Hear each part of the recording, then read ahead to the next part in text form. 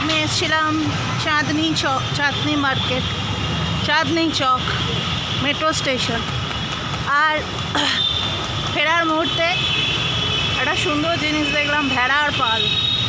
এরাও বাড়ি ফিরছে আমার মতোই।